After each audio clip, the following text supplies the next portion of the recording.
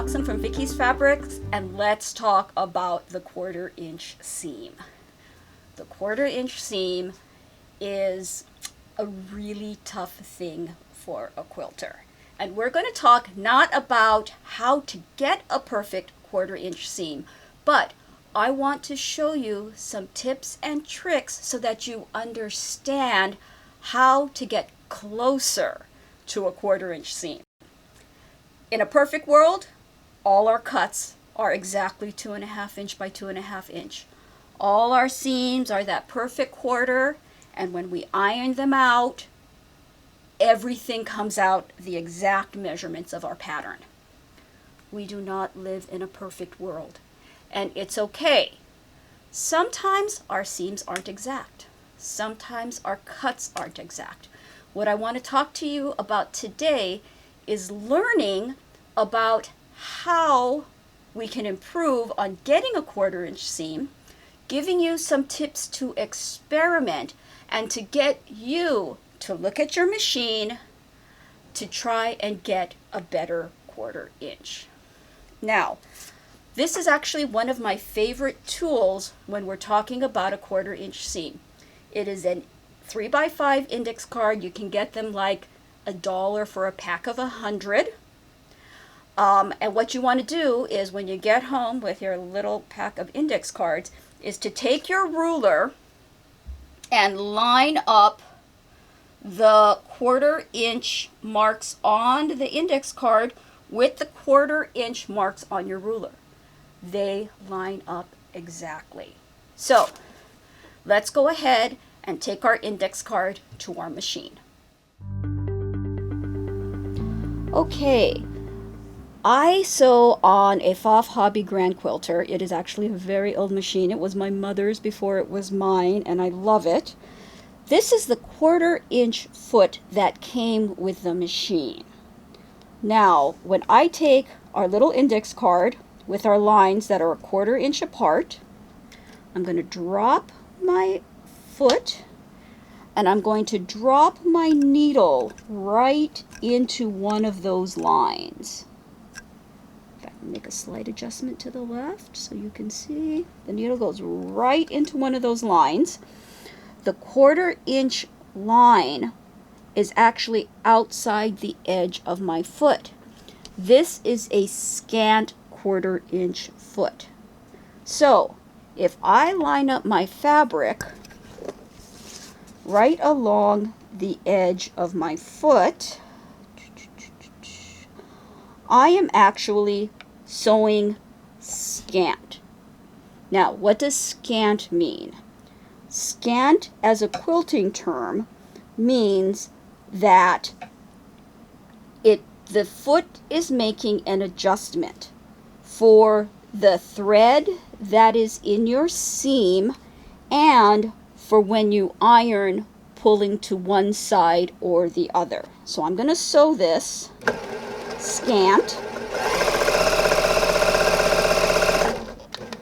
with the fabric right at the edge of the foot, and I'm going to mark it on this side.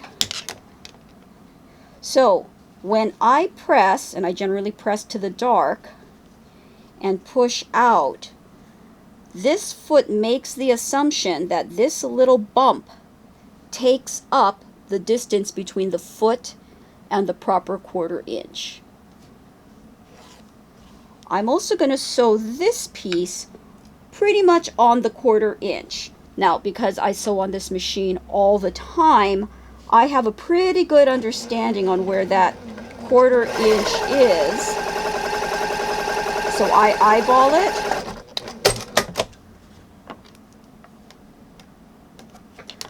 But when I measure this seam versus the other, you can tell that there is pretty much a thread width difference.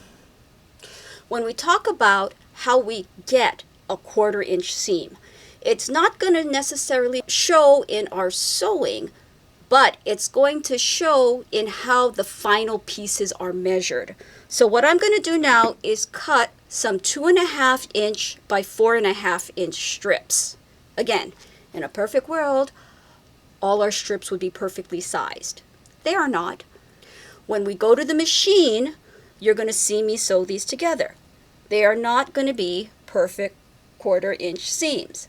But when you sew a 2.5 strip to a 2.5 strip, the end result is supposed to be a 4.5 strip. Quilter's math, it's the only math where you can add 2.5 and 2.5 and get 4.5. Love Quilter's math. So I'm going to cut very quickly some 2.5 by 4.5 strips of this purple fabric and this gold fabric, mostly because I love working with batiks and they're high contrast. High contrast is good for this exercise. So 2.5 by 4.5. So I have taken the pieces that we sewed with the scant 1/4 inch and the proper 1/4 inch, and I have pressed these to the dark. Okay, this is the scant and this is the 1/4 inch. Now, Quilter's math. From here to here should be 2.25 inches, and from here to here should be on the 2.25 inches. If I drop the 2.25 inch line right on the seam, you can see that this is slightly over the edge and this is hitting the 4.5 inch mark. Okay? If you're obsessive, you can trim that edge. It's just that, and you can call it good. When you see the 1/4 inch, and I drop that 2.25 inch line right on the center seam,